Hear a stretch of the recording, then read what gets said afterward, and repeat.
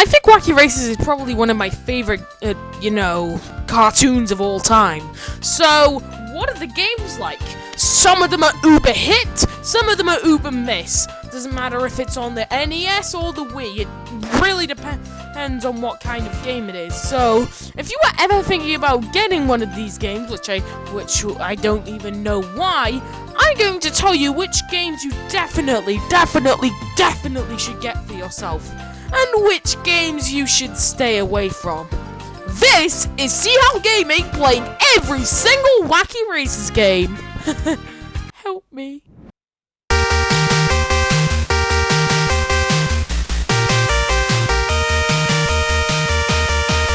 Okay then, this is Wacky Races for the NES. I must say, that intro was actually really nice. Huh, who published this game? Let me see, let me just look a little closer.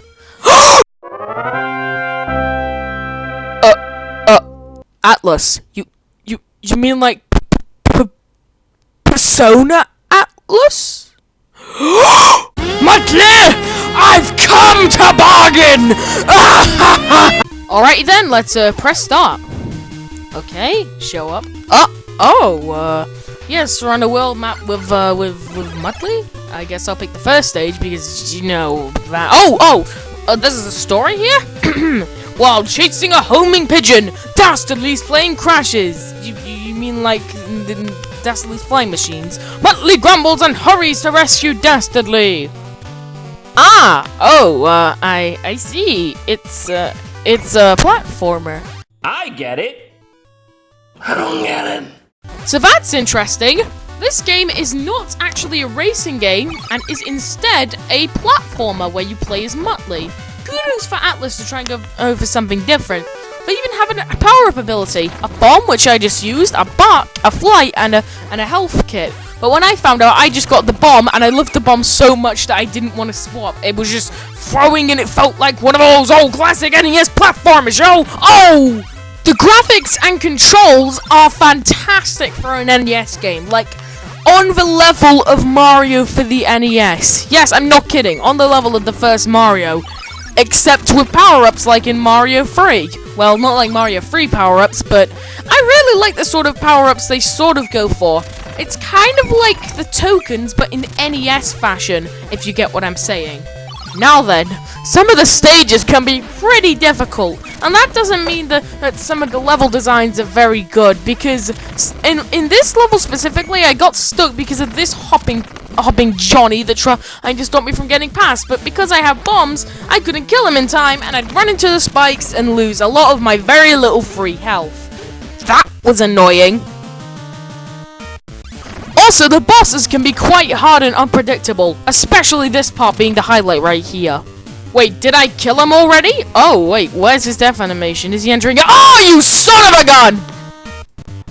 Gotta say, I love that continue screen. That's not fully made, that's just charming. So, for summary, Wacky Races for the NES is one of the higher-up NES titles. You should probably get it for your child if they have an NES, even though I don't know why you would have one. And it's the only one of these games that isn't a racing game. Huh, go figure. Now, the way I'm going to rank all of these is I'm going to give them two rankings. A fun ranking, which is for the general game itself, and an effort ranking, which is the effort put into the game. So, I'm going to give this game a fun ranking of 8 out of 10 and an effort ranking of 7 out of 10. Wait, where's the game? Oh, what? It was never released, and it was mostly coded by one person. Then where's the game? It was leaked on the internet by its only programmer? Oh no, I have a bad feeling about this. Let's just play it. Oh, that's a nice intro transition for the Genesis. Whoa! That is one flashy menu! Wait a minute. Is that image called back in the PS1 game? No, wait. I meant PS2 game, and we're not spoiling this. Okay, so, I can't wait anymore, let's just jump in! Wait, what modes are here? So, Wacky got, knockout and sprint? Ah, well, I'll just go into the easy peasy raceway, let's go! Okay, so, what races are here? Oh, thank goodness, it seems that all the cast are here. Except, where's Dastardly? Oh, I'm guessing you have to unlock him. I guess I'm gonna play the professor then. Whoa, okay, you're going too quick for my taste. I gotta stop, boost. Oh god, I think I'm gonna crash. Where am I looking? I think I'm gonna crash. Oh, what a fantastic start. I'm lost the words. I'm just confused. In case my glorious introduction couldn't tell you, this game is hard.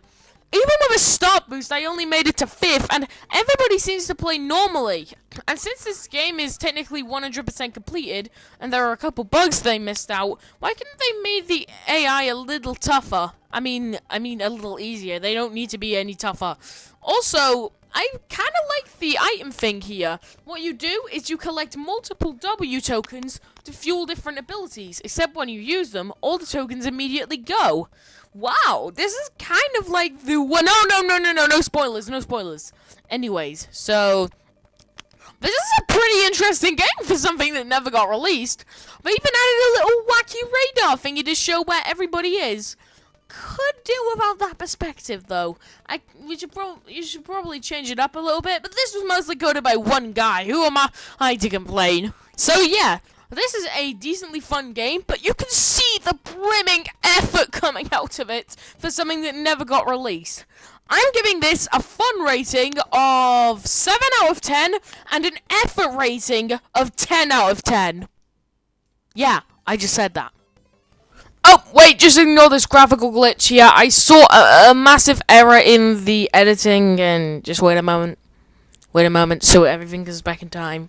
Wait a moment. Oh, would you look at that? And then, after this game, a miracle happened. Wacky Races IP for the next couple games would be bought out by Infograms. Now, they knew what they were doing most of the time, so I'm excited to see what they did. What was the first game they published in this IP? Oh, this is like a real fight. Oh. Uh-oh. It sucked. This race. And now Let's play a game of Dora the Explorer. I'll ask you a question, and you'll have time to answer. What's wrong with this scene? The race is the turbo driven by Peter Perfect, maneuvering for position, the Army surplus special. Oh, here's the lovely Penelope pit stop, glamour gal of the gasol. Next we have the boulder wheel with the Slag Brothers and gravel. Lurching along in the pee coupe is the Grususum. And on their tail is the Red Axe. And sneaking along last is that mean machine with those double-dealing two-batters, Dastardly and his sidekick, Muttley. Watch this dastard dirty deed. Did you work it out? Yes! 1, half of the races are missing, and 2, for everything else! This is not just an annoyance in the intro either. Half of the races are literally missing from the game. I'm guessing Infograms didn't have enough time because they were developing 3 Wacky Races games in the same year. But why didn't they delay the PS1 version a little bit just to add some more characters? This doesn't make any sense, and I'm just so confused. Also, why does the creepy coop look like a bootlegged shoebox? Now, jumping into the gameplay, you can see that there are a lot of, well, things going on. Things to make the endless void that you wasted your money on a bit more interesting. Sorry, I just laughed at that line. So, as you can see here, there are 3 types of collectibles on the stage. The purple, which gives you an attack ability, the blue, which gives you a boosting ability, and the orange, which gives you character abilities for both your attack and boost. The only exception here is Dastardly, who doesn't have a boost ability, but makes up for it by selecting a random one without the transition.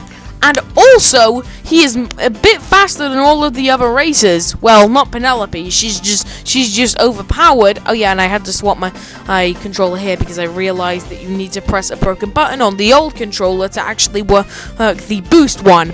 But Dastardly is generally the best stat-wise, but every other car's weapons make up for it. Especially Penelope and Peter. Penelope and Peter are evil. What they have is they have an attack that reaches in a small little range, but this is super extended, and it's super easy for them to get because they just need to collect a single orange, and now they can stop you from overtaking them. The only way to get past them with this is a boost or a shield. Not even any fly abilities get you over them. That's just completely picky game. Also, as you've seen from the AI, this game is hard! Unfairly hard almost all the time, and this doesn't make it any more fun by making it that most of the race's normal abilities are ones that you'll be dreading throughout the entire game, and that can combo you when they get going. That is so annoying on so many levels you don't understand. See, that was the stupid fly swatting ability that Penelope has. It's so annoying on so many levels.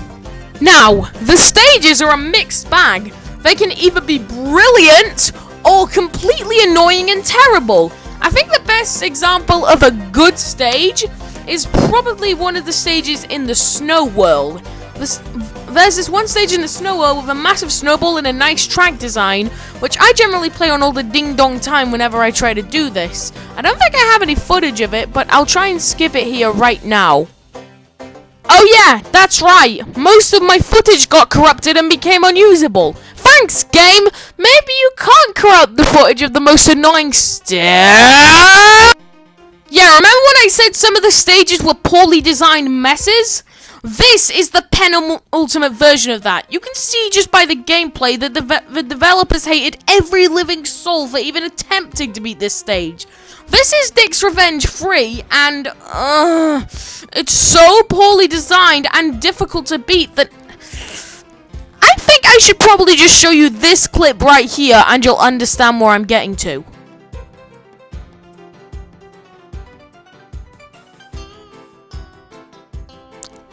Yep, that basically sums up this whole game. It's sad because there's so much missed potential, and there's two things that I really like about this game. One, the unique weapon system, and two, the music! So, the way the weapon system works is as follows. You know the different weapons that you collect? You can actually stack them with that little meter you see over there. But here's the thing to stop it from being interesting. Your weapons don't save, so if you use an offensive ability, you'll get a random offensive ability straight after that. And the second thing that I love about it is the music! The music is fantastic in this game. With just over an hour of songs, I recommend that you look up the soundtrack of this game and have a ballin' night with your friends with this soundtrack. But apart from that, there's nothing much more to this game. Moving on. I'm going to give this game a fun rating of 3 out of 10 and a effort rating of 1 out of 10. Yes, I just said that. Well, I guess that's it. There's not gonna be a single good release game about racing here. Wait a minute. There's no pollution. I can see here. Okay, come on. There's got to be something here. I have been looking for ages and I can't seem to find it. Oh. Oh! Dormammu, I've come to bargain!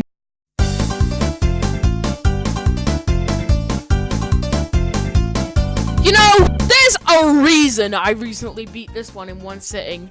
It's so unbelievably fun that I can't even properly describe it. It's like, not necessarily completely loose, but it controls just perfectly to the point of it being slightly slow, but just at the right speed to cause absolute eyebrow-dropping chaos. I mean, even with the abilities, they either go really fast but do a little bit of damage, or really slow but completely knock them out. Except for the stupid ability Luke. The music is great, being one of the best scores I've ever heard in any video game. The graphics are fantastic, well, except for the Penelope portrait. She looks like a demon. The animations are usually quite lively, but more on that in a moment. And lastly, the characters are all amazingly portrayed, unlike the PS1 game. And all the erasers are here. And if this was going to be the full version of the Sega Genesis game when it was going to be released, I would have done anything to get it released. But this is basically what it was like back then. So this is just brilliant. And keep in mind, this was the first game ever made to use cel-shaded graphics. Some people say, "Oh, you nerd, Condo, it's actually Jet Set Radio." Well, actually, they both released on the same day. I just blew your mind, didn't I? This game is so much fun, I can't possibly describe it in the words. The only thing you can't see right now is the frame rate. The frame rate isn't very good on this recording, but it runs at a buttery 50 FPS. And to be honest, I think this was the cherry on top of the Dreamcast. Many people say it was for all the fighting games, but for me, I'll always be lounging back in the Dreamcast chair enjoying this.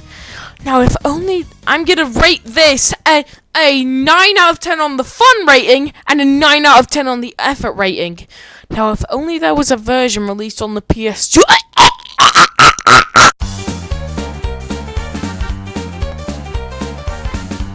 Oh, wow! Okay, you know how Roblox is my ultimate childhood game? Well, this right here, this is tied. This is the reason I am playing games now. Just from a small glint, you can see that the game is way faster. And this is just one of the small changes that they made in this remake that came out 1 year after the initial game got released. Oh my god, let me just name all the features quick fire.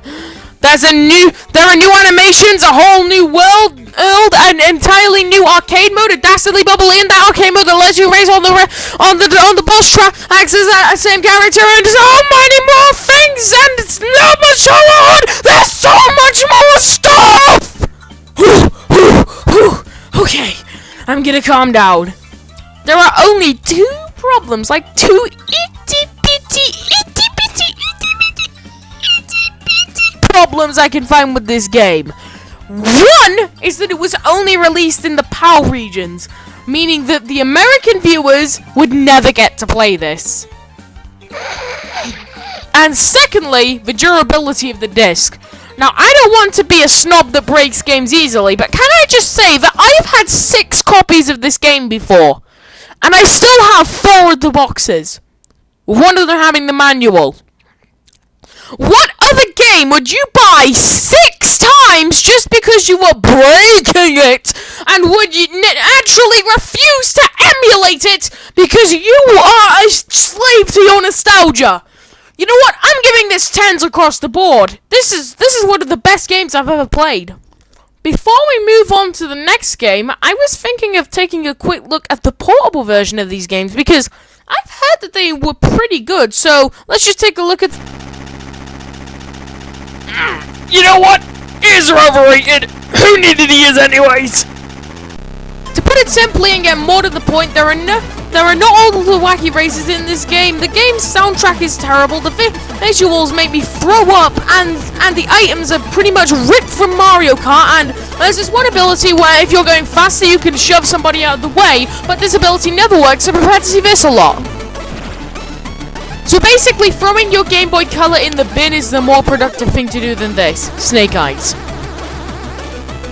And then, you played that Wacky Races game and you thought, man, Infogrames couldn't get any better! Well, they couldn't. And then they stopped making the Wacky Races games. And they gave the rights to Blast! And with the knowledge, they said, oh look, it's game, we make Game of Game 2. And then, they made the absolute horror that is Wacky Races Mad Motors! I'm sorry, but this game just makes me vomit so much. Why did you have to do this, Blast? And the saddest thing is that this was in memory of somebody! Memory of a man called Richard Joseph! God bless that man! His life ended upon one of the worst games of all time! In fact, on this image, the name said Blast Entertainment! Crappy game companies! I couldn't fit that any better! Let's just pop in the game and hope my PS2 doesn't get a seizure.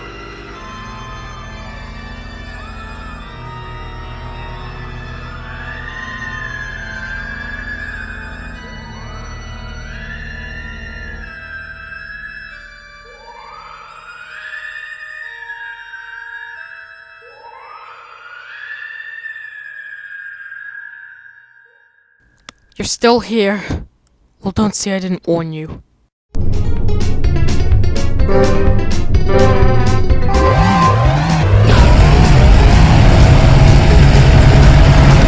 is already a good sign when the game's volume is louder than my shouting!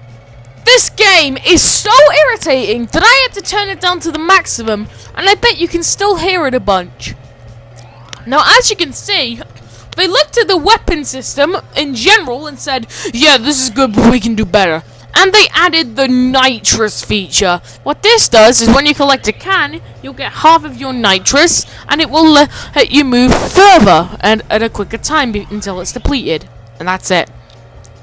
That's the only way to go faster in this game. And also, yes, all the wacky races are here, but this game gets it so wrong! First of all, guess how you unlock the races? Do you have to beat Dastardly in a race? Do you have to do a race with them and win with them? Well, no. You have to beat Sergeant Blast and Private Meekly in a checkpoint race. And you know what? I think the single reason they did that is because Sergeant Blast had Blast in their name and their company's name was Blast. I mean, for God's sake, I'm a 13-year-old on my own and I can make a better game than that. I've made hundreds. It's on my Roblox group right now. And yet it'd be more entertaining and fun than this. And you know what? The saddest part is that it has all the characters, but they get them so wrong. Secondly, adding to that, is that none of the characters have any voice clips. Yeah. You know what?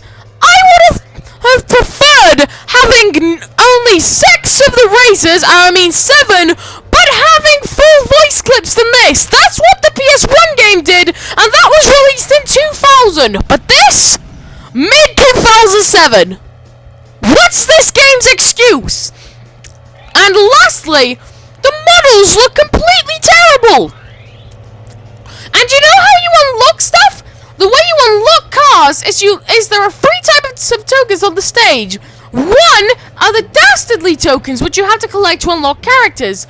Secondly is the spanner ones, which help you upgrade your car. And thirdly are the golden wacky coins that you need to collect to validate your finishing position. Oh my god, every single race in this is a golden motley race, isn't it?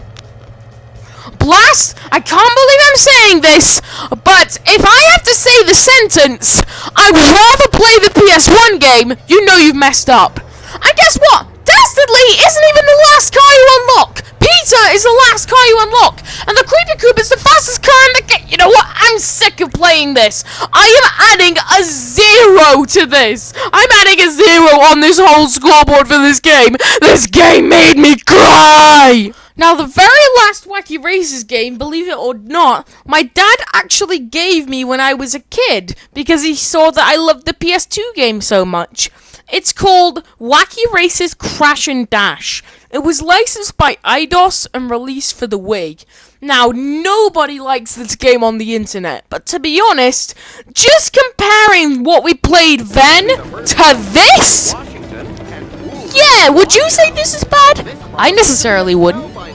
Looking back at this game, I think it's an okay game. Every racer has their own unique abilities. They don't have voice clips, but I can excuse that for having a bunch of narrator lines, which I do kind of respect that they brought back Greg Berger for. He's one of the best narrators of all time, so to give him more spotlight is incredible. And this is also kind of made up by the fact that all the racers have their own special abilities, kind of like the PS2 game, but with also randomized stuff. And every now and then, Dastardly will appear to split up the gameplay and throw you into a mini-game. Now, these can range from pretty easy to actually pretty difficult, and look at the people in this old footage scrambling to try and get there first. It's really funny watching some of them go carefully and some of them just YOLOing it with reckless abandon. Some of the mini-games are actually really fun. I remember the gas one so much back in the day. And when you look on the internet, people say that it's boring, boring, boring. Well, invite some friends, dude. The gameplay is actually really deep.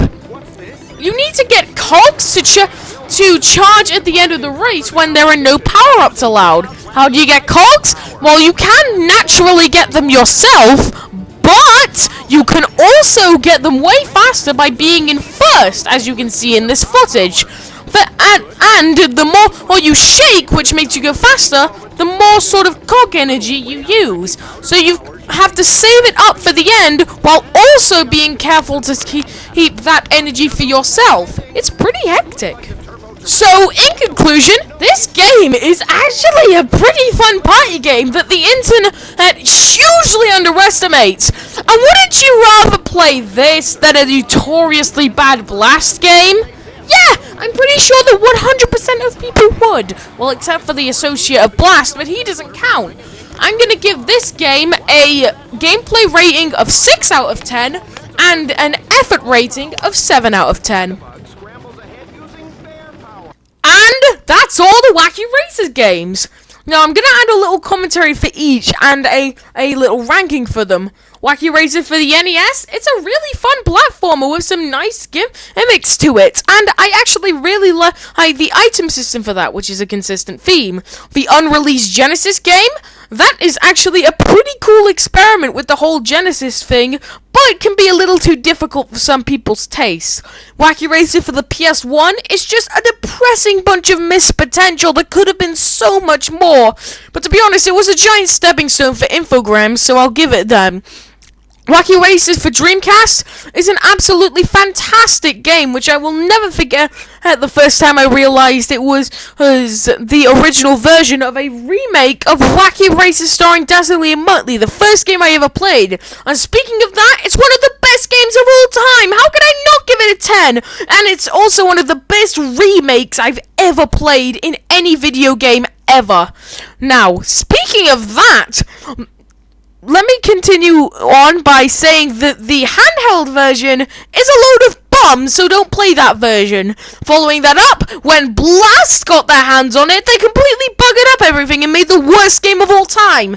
And then lastly, IDOS took it with Crash and Dash and made a decent game, which I actually kind of respect. So yeah, those are my thoughts on all the Wacky Races games. Wow, I did not expect this video to be 28 minutes long, but I guess there was just that much to talk about. Oh yeah, and before we go, there's one more thing I'd like to talk about. If you're wondering why there are no more videos after this premiere, let me explain. I am preparing for Season 4 because this is the last video of Season 3, so I had to make it a big ol' whopper that everybody would enjoy. And this is the only time I'll explain it. I'm going to be getting back into the algorithm of making videos after the end of my 2-week holiday to... No, wait, I can't say the location. To a place I can't say the location of, because then people are going to hunt me and steal things from me. I can tell those haters are out there. So, I'm going to be taking a 2-week long holiday, but I'm going to be heading back, and then premieres will start coming up right when I get back. So, thanks for sticking around with me for 3 whole seasons, everybody. It's been quite a fun ride, and it's only going to get more fun from here on out. So, can you send us out with a Season 4 intro, Johnny? Thank you. Here's to another season of CHAL Gaming! Tastes like piss. Anyways, here's the outro. See you after the holidays.